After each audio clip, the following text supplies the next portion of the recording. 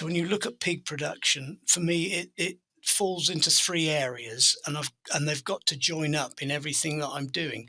So if I suggest a strategic change in husbandry management, it has to encompass economics, ethics, and the environment. And in that, I mean efficiency and responsibility.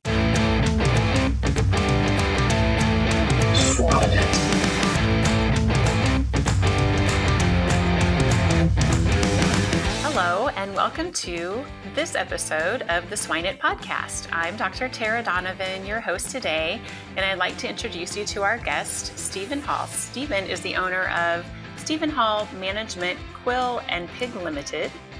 He's a production strategist, international data analyst, and a writer.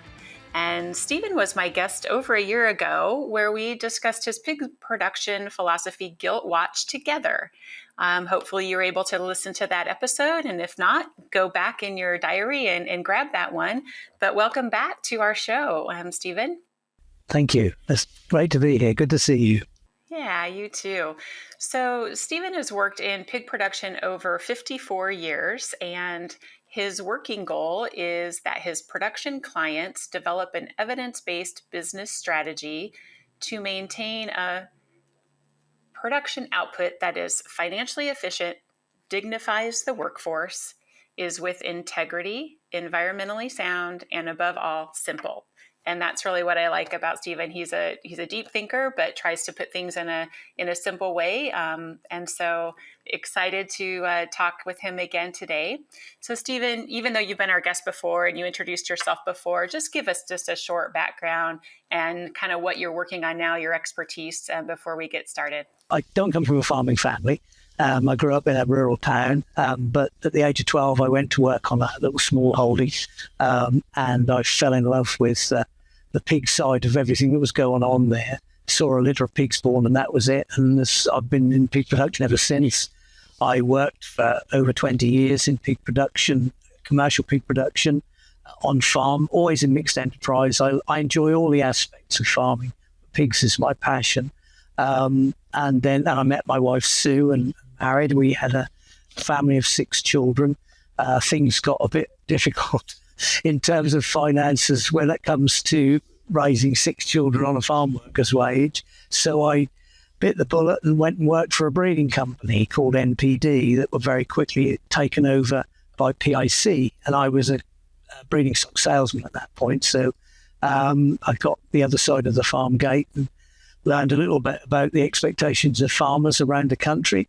PIC's takeover gave me a wonderful opportunity because having settled the sales team as we did, I was then asked if I'd like to go into production, which is where I love to be. And I think they picked that up in me. And so I became the boar production manager for the UK at a very interesting time. I've been very fortunate in my life. Every time I've changed, it's been just an exciting time in the industry. And this was the time when we were beginning to develop boar studs and really develop artificial insemination. But we're at the end of a time of putting live boars out on farm. But we've gone through a period of the outdoors really growing in this country. So I was putting teams of boars together, not just single boars on the lorry. And we did a lot of work in terms of getting the customer's profile, what they really expected. Because up until then, we'd never delivered the same boar twice to these people, and it frustrated them. And very often we had to replace animals. So that was exciting. We really got that going. We got the replacement rate down from, just over 12% down to less than 3% in the time that I did that job. And then I went over into helping to build a customer relations system, really, that saw everything sorted out within a 24-hour period if we could. From there, I went to Agrosoft in the Danish company, decided to do a startup in the UK. And again, it was brilliant. It was 1999, and everybody was afraid that all the computers were going to crash when we went into the new century. And we had the only Windows program on the block, really. So I was able to persuade people to move to the Windows program. Of course, nothing actually went wrong, but by then we'd started a bit of a tidal wave. And I consolidated, I think, 4 or 5 of the standard programs in my own country. So we really only had one program predominant. And from that, we then took over the responsibility for the national statistics and all this kind of thing and reporting. And I really enjoyed that. They were a great company to work for, very forward thinking. And they taught me an awful lot and made all sense of all the work I'd done in the years preceding that. So as I approached 60, I went to work on my own to pursue a line they weren't going in, a direction they weren't going in, which was advanced metrics.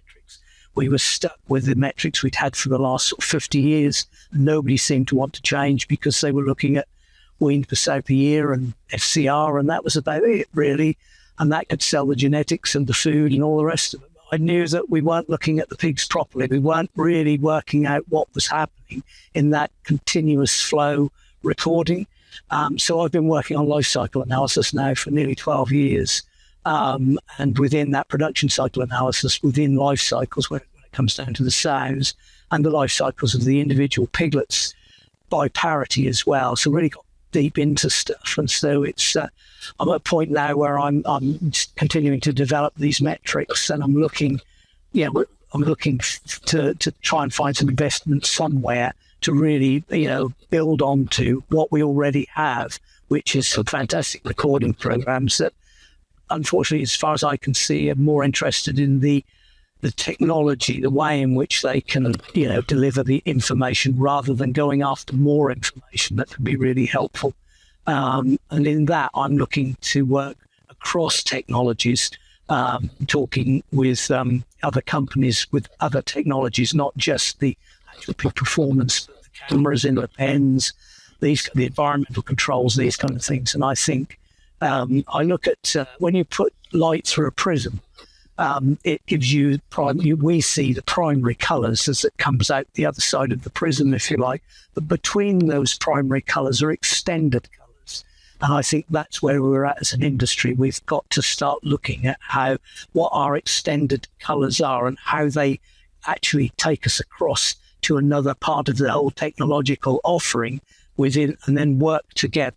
And that's where I'd love to see us collaborating across companies in different disciplines of the technology and the sciences, and bring that all together to the benefit of the commercial reality of pig farming. So two things I look at: pigs and people, and commercial reality. They're the two things that concentrate my thinking, really.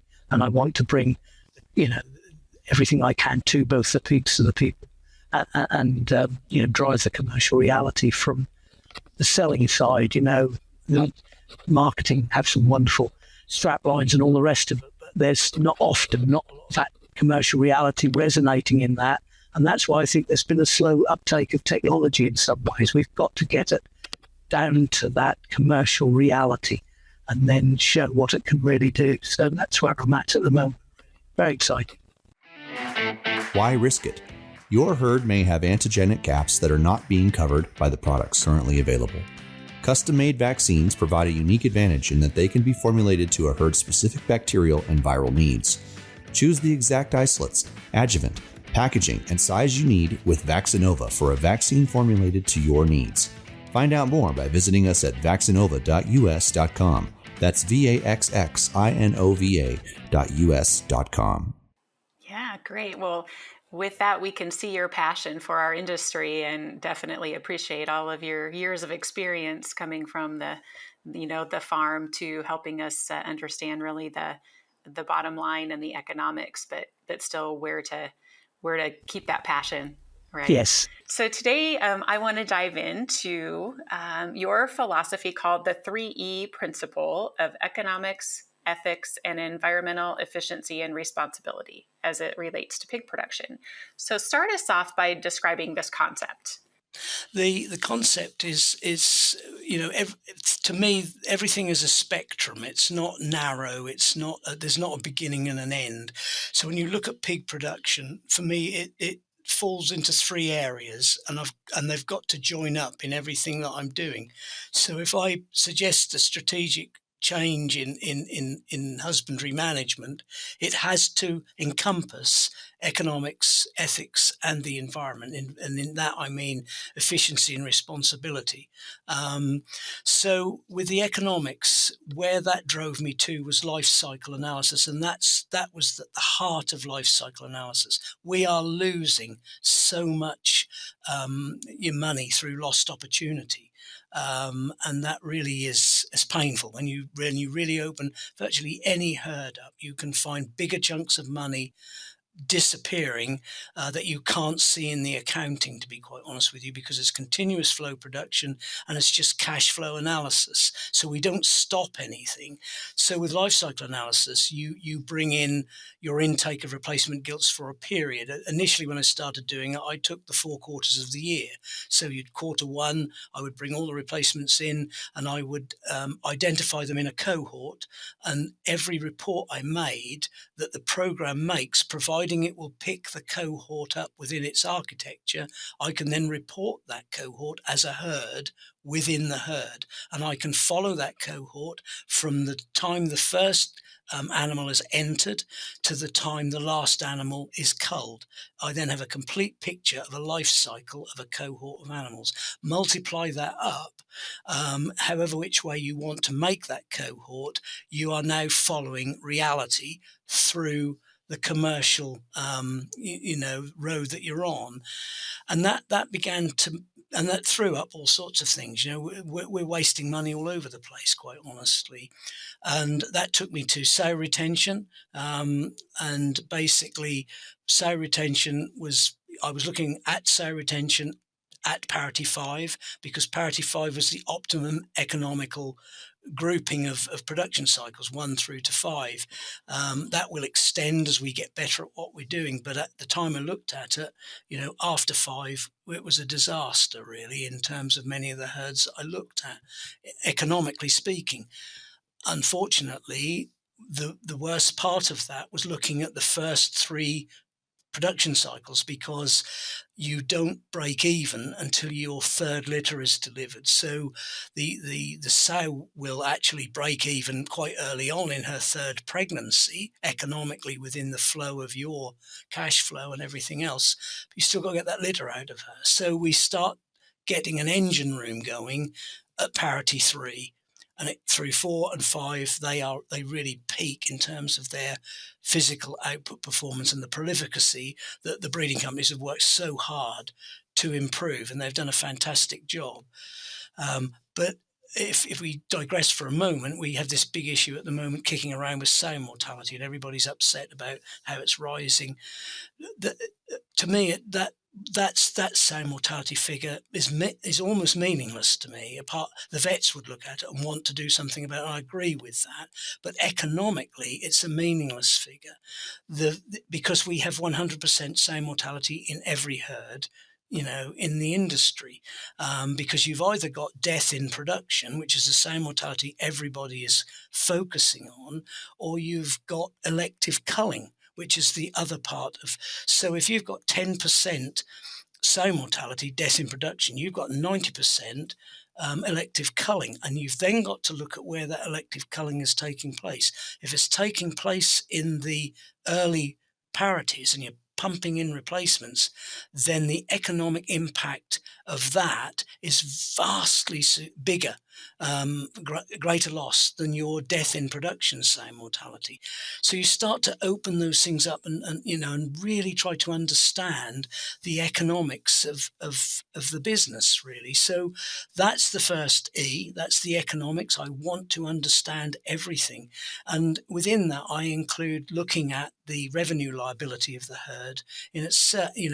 We have in industry, pig production has one of the highest revenue liabilities in industry. In other words, farmers have thousands, millions of pounds tied up, depending on the size of their business, continuously, and that's come out in this country recently with our new government and their farmers tax. They think that the farmers are rich because they're asset rich, but they're actually cash poor, and pig farming is one of the most cash poor in that sense. And if you if you were to stop a business, and this is where I've looked at it most closely, if a business is terminated, it brings you into the ethics. That's a nice segue into the second one, the ethics of what we do. So the ethics of early culling of animals, because we haven't prepared the gilts properly, that's one of the biggest reasons.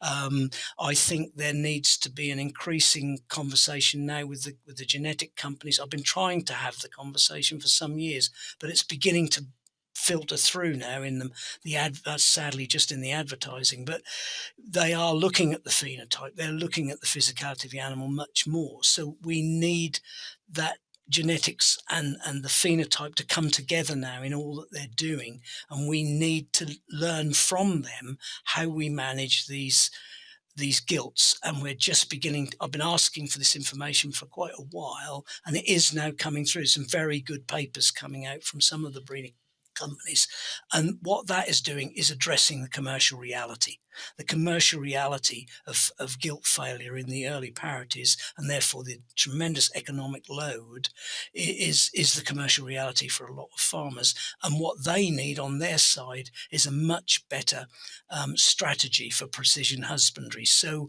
that's where these extended lights in the prism, if you like, come together. The operational teams need visitation regularly in their meetings from representatives of their suppliers to take them through more detail, and for the supplier to understand the problems that are going on the farm, that when you're on the farm day in, day out, you might not see, but a fresh pair of eyes comes in, lights it up very quickly.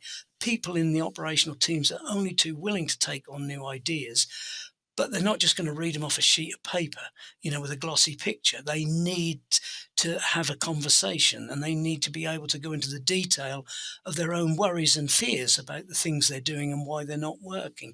So, and the ethics is very important, because we get into animal welfare. So before we move on a little bit out of that guilt and what the kind of supplier companies are doing, give me some more, just a little bit of an example. Is it about nutrition? Is it about housing? Are those recommendations that you see improving on how to utilize that, their product, right, the gilt, in a better way? What areas are you seeing some improvement on? The first area that I wanted to address, and they are addressing it, is weight for age at first service. So, what is their average daily life weight gain from when they're weaned through to when you put them to the boar? I would like to see it at around 600 grams, 650 max, really. But when you get delivery sheets on farms, and this is the reality, and this is where we've got to get to, you're seeing some have grown at 850, 900 grams. Others have grown at 500 grams within a batch coming in, and all you're getting is the birth week, and you work out the weight they're delivered at, and you just do your sums yourself. There's a tremendous too wide a spectrum there in the delivery, so they're tightening their deliveries down. They're trying to get the animal, a bit like we did with the boars, keep delivering the same animal, and that's harder because there's many more gilts than there were boars going on farm, and now there's no boars going on farm. They're all in a plastic bag, but that doesn't mean they shouldn't look good at stud, and that's another thing I worked very hard with when I was working with the boars. And so that's the key to begin with, and then obviously the nutrition is very, very important, and so you then pull the nutritionist in, even though the genetic companies will make their own recommendations. Their nutritionists aren't feeding your herd. Your nutritionist is the guy who lives 20 miles down the road and comes home, comes up to you from the mill. So that's tightening that all down, and then it's the management of that animal in terms of its social grouping. We can do so much, but those are the first things that the industry is beginning to pump that information out, and making their recommendations. And of course, it's they've probably been making these for about 18 months, so the gilts that were beginning to come in then are now coming into the engine room stage of, if they've got that bit right, they'll begin to see now the benefit of the information that's coming out. The information can come out today, but you're not going to see any benefit of that until you're a year, 18 months down the road, and those animals are now in the engine room. and that's really important.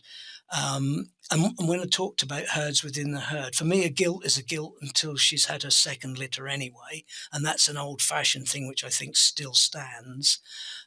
So I have a gilt herd in a rolling herd. I have a gilt herd is parities 1 and 2. I then have the production herd, the engine room, which is 3, 4, and 5, and then parity 6 is either the elite sows if you're selecting from your own GPs, or it's a risk herd because you will have some young failures, so you do need something in your back pocket. So your very best sows that get to parity 5, having never had a breeding failure, having given you 5 good litters, they're superb animals to consider, and you do it with the genetic company with their breeding program. They're elite animals actually, and they're bedded into the whole environment of the farm. There's no biosecurity risk. You're not bringing anything in, but you are really picking up the genetics that you have nurtured with the help of the breeding company and the nutritionist to get that animal there. It's in my own simple way of looking at things. She's going to leave you some very good females to follow on, but as I said, that needs to be run with the genetic company and that's where I think they require more information from the farmers today. We need to be getting more information back down the genetic lines to the genetic companies from the farmers. So it's again one of those two-way things. It's one of those extended colours, if you like. So that's where that leads to, and then as you go on then from that, we're into the ethics. So what the breeding companies are now teaching us is how to care for those animals, because on paper it looks pretty bad when you have all these young females come in and so many of them don't eat. They actually make a loss. They don't just not make you any profit. They are a loss because they are there's no return on the investment of resource, and they are a resource. So that's a big waste. So ethically it looks bad, and then environmentally of course it looks bad because that is a resource. So that resource is part of your carbon footprint, and it's giving you no output. And so it's being wasted. So that's where the 3Es, just in that particular instance, come into. With the ethics, it works both ways. It works not just for the pigs, but it works for the people too. And that's really important. We're thinking about people and what can we do in terms of ethics in regard to their quality of life in the job that they do. So all 3 of these also impact not just the pigs, but the people as well.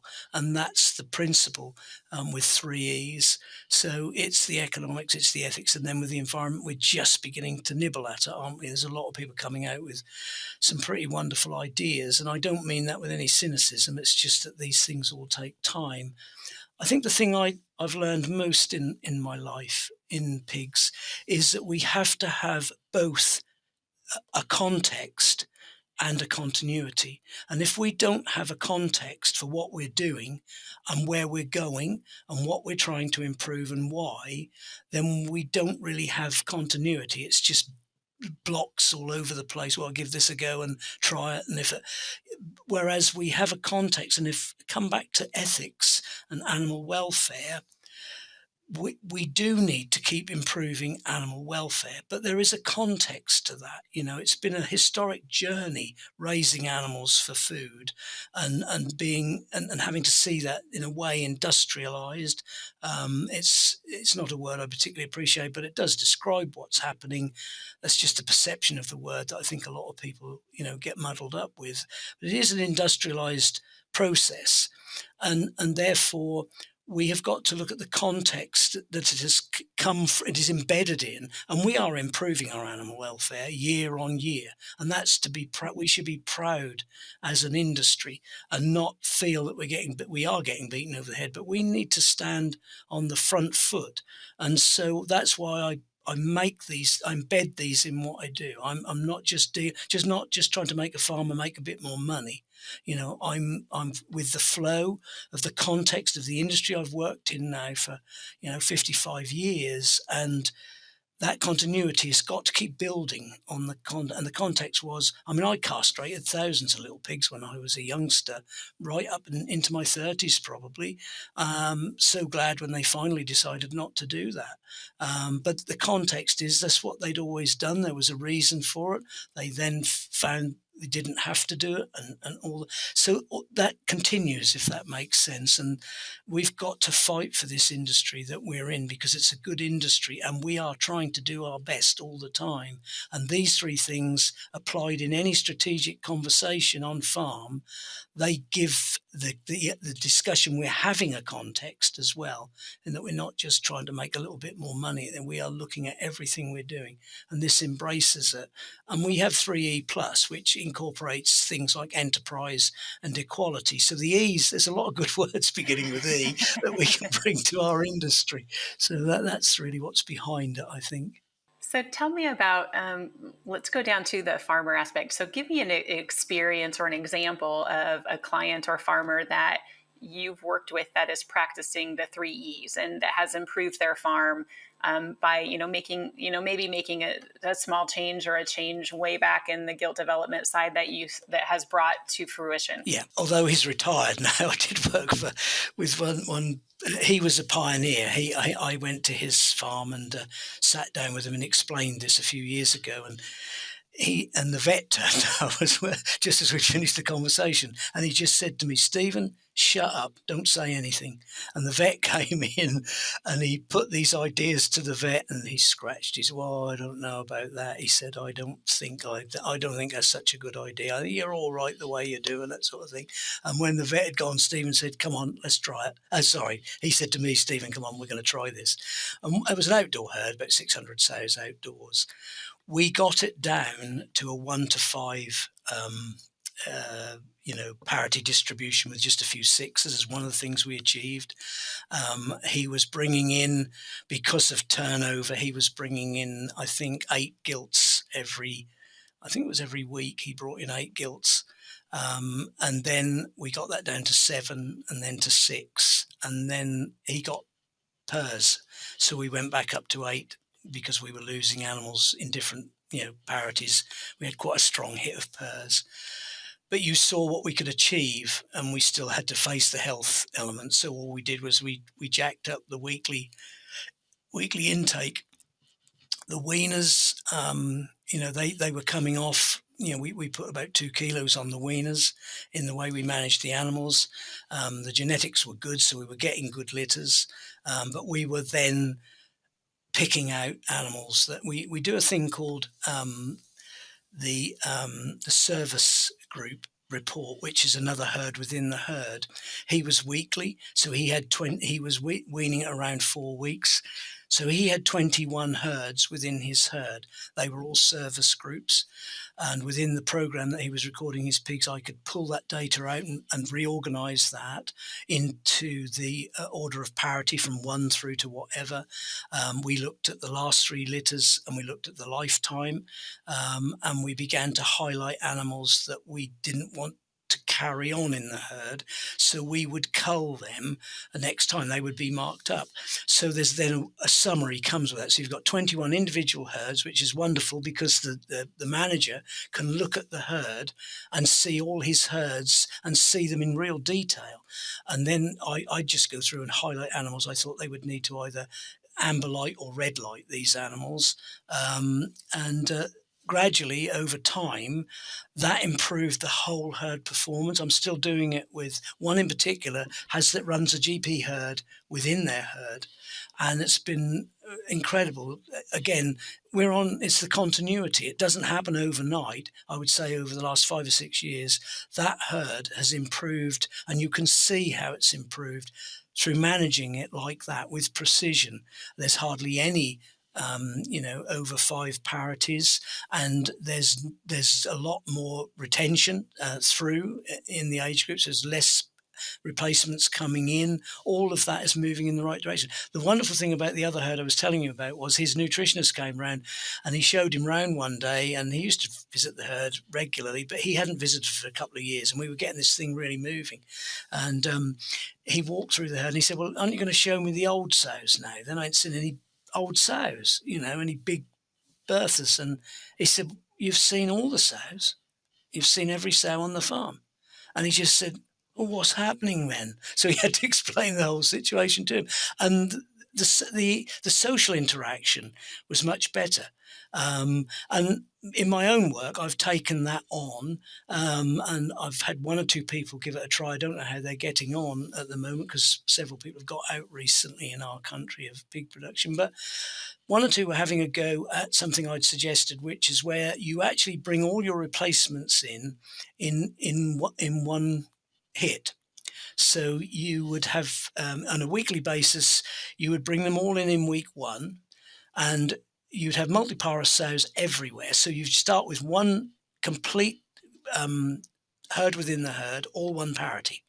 And over 2 years, you go a complete production cycle for the whole herd, and you end up having, I think it's 1 and 5 in the same week, 2 and 3 in the next week, and 4 and 6 in the third week.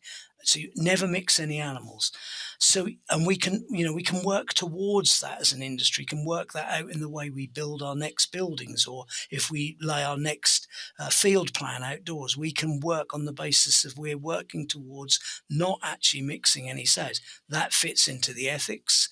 It improves the economics with the performance that you get from doing that, and they're the kind of things that we're thinking through. So that was where he got to quite a way, and that was always improving when he finally decided, he's the same age as me, and he finally decided to retire about 5 years ago, I think now.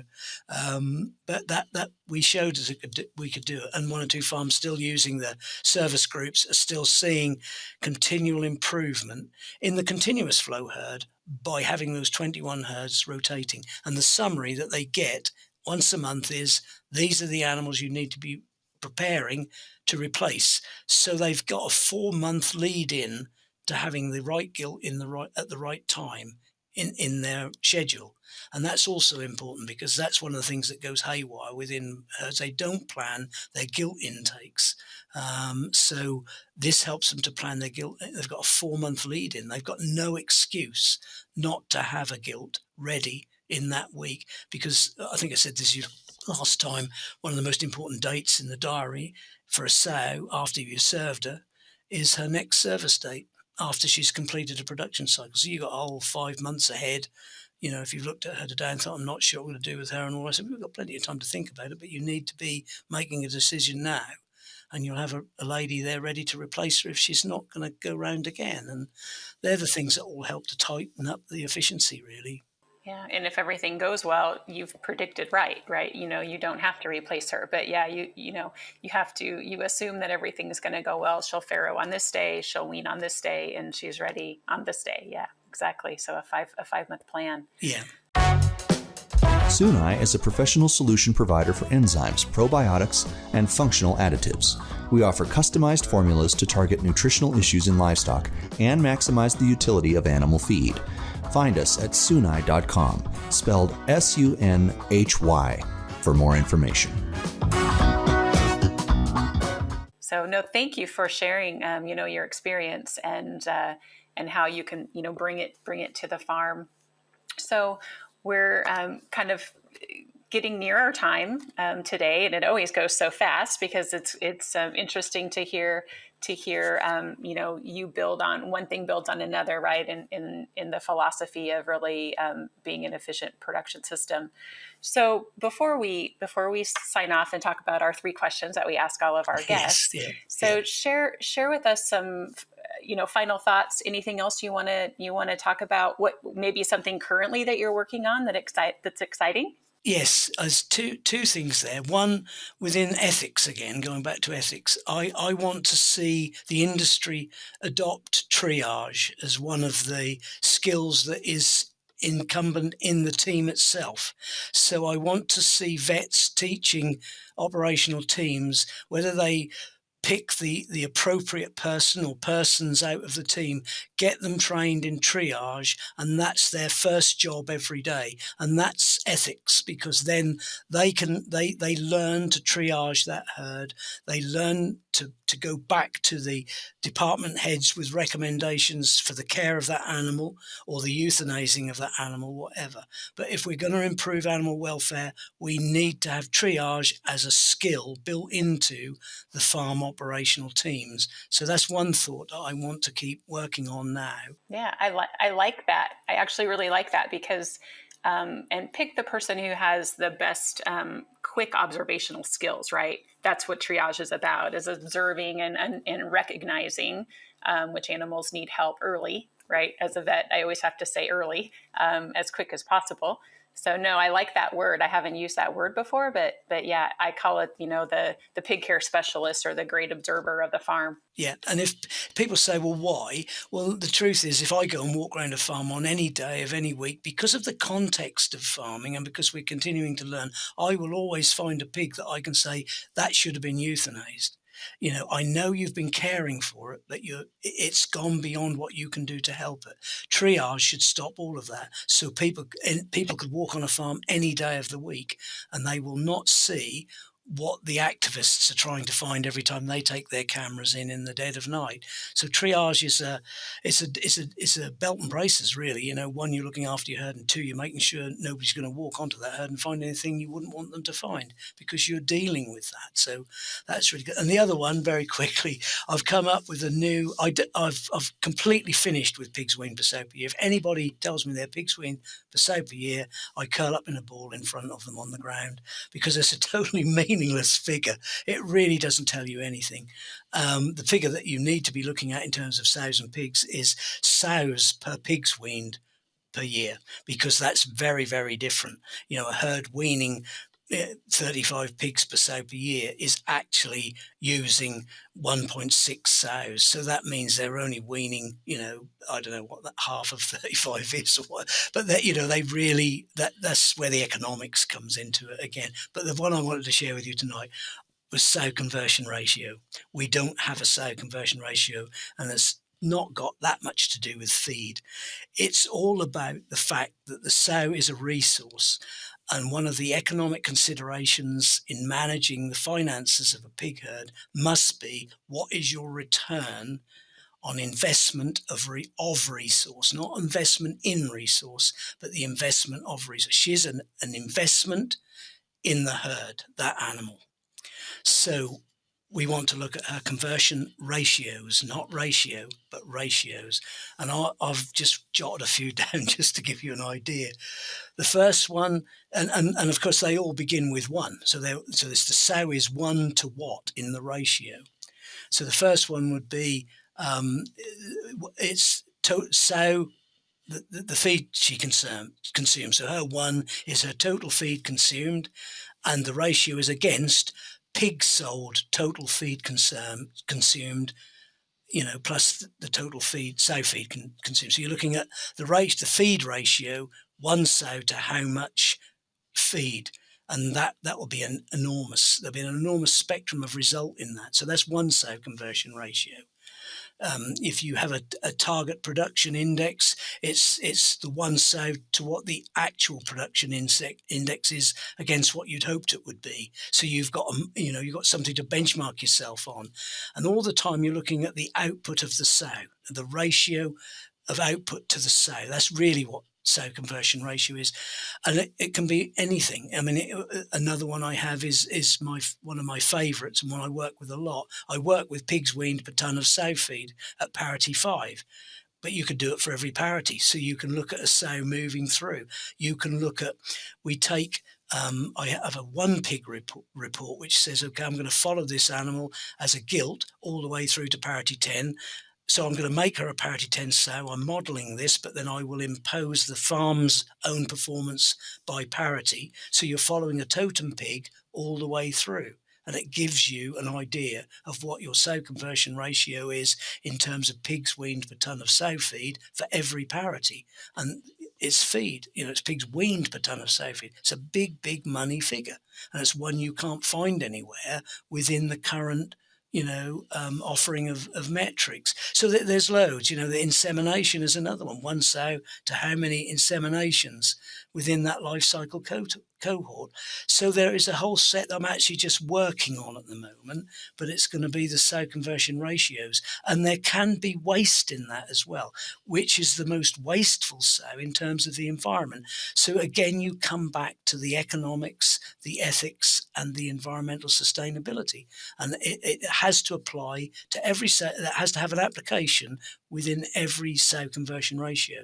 And you look at it from those three perspectives. So that was what I wanted to share with you to finish up, and also, well, I'll let you ask your questions that might be in amongst those.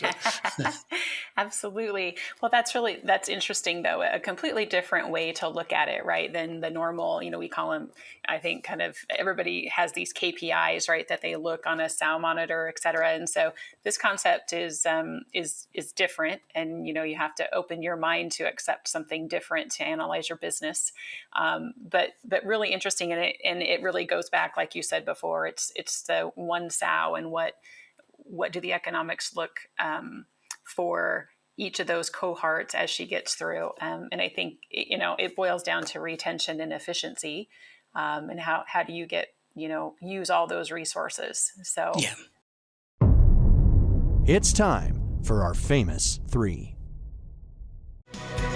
Have you considered adding cheese to your feed? Let us help. Keys Manufacturing is a family-owned and operated business, conveniently located in central Illinois. We have been producing Pro 88 cheese powder since 1997. Pro 88 is a high-quality source of protein and milk fat. Our cheese powder is research-proven to contribute to a smooth transition in early weaning pigs, being highly palatable, increasing feed intake, as well as delivering easily digestible nutrients. Check us out at keysmanufacturing.com for more information and links to our research. We look forward to helping you maximize your feed.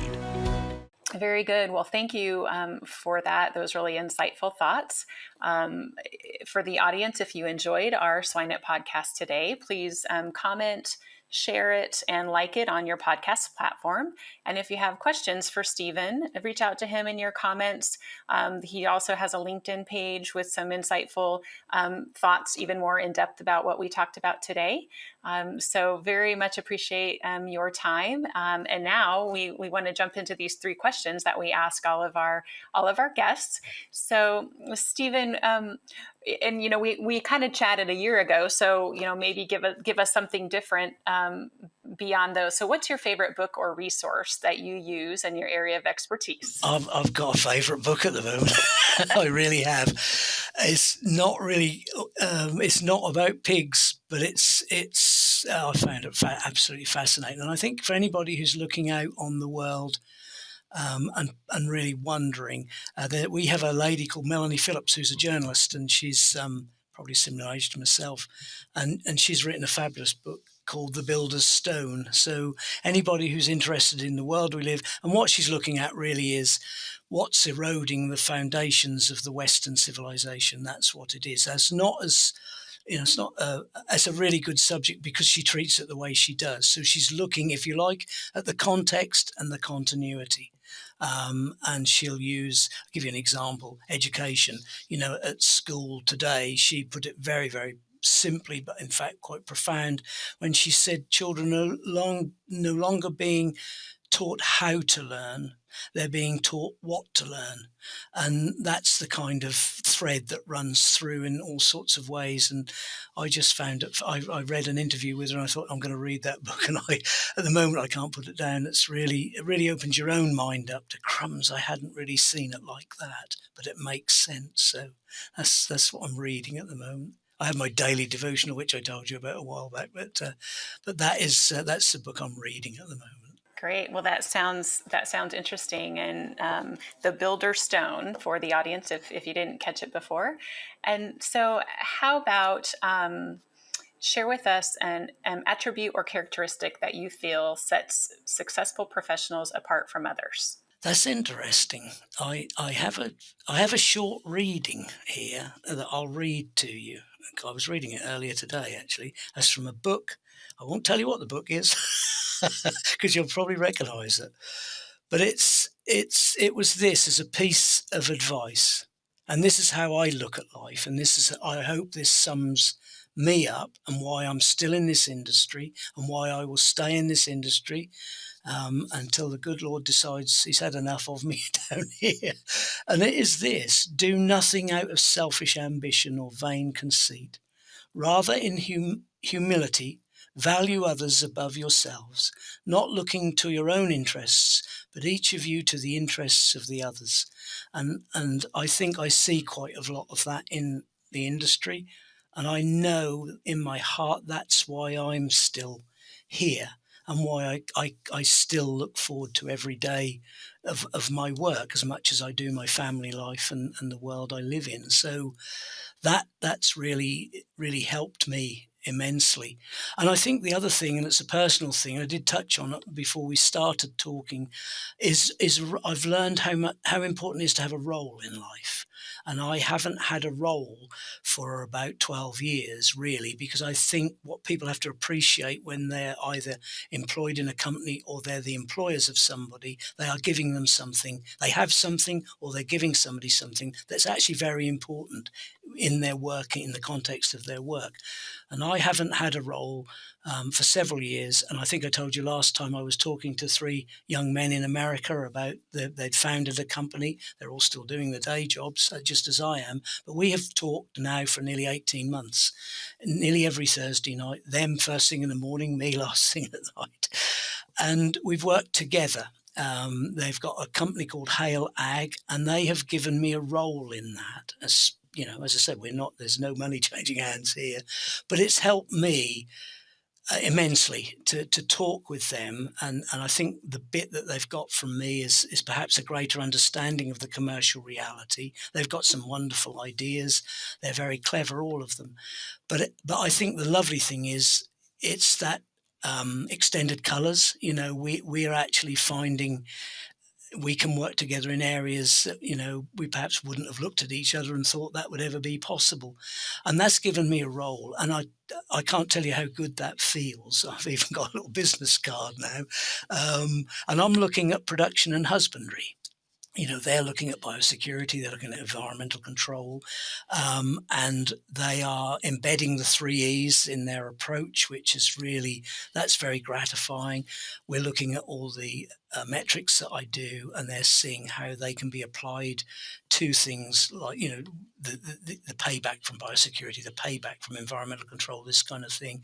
And they're also looking at life cycle, and having not thought about life cycle that much before we engaged. So I'm terrible at dropping hints. I've been dropping hints for several years in the hope somebody might say, "Oh, come on, come in here and join us." I must be absolutely rubbish at dropping hints, but I didn't have to with them. They just reached a point where they said, "Come on, come and join us," and they've done it, you know, very well. Well, I hope we get started because I could do with the job. But the point is, a role is so important in anybody's life, particularly when they love what they do. And some people can lose their role, not through any fault of their own or through a choice they've made that didn't quite work out. But the role is very, very important. Yeah, it gives you a sense of purpose, right? It's you know, yes. what are my goals for today, and what am I working on? So no, very, very great advice. We appreciate your insights. It's been wonderful to talk to you, and hopefully we can do it again on another great topic. Yes, I enjoy talking to you too. So I've looked forward to this immensely, and yeah, it's been great. Thank you so much.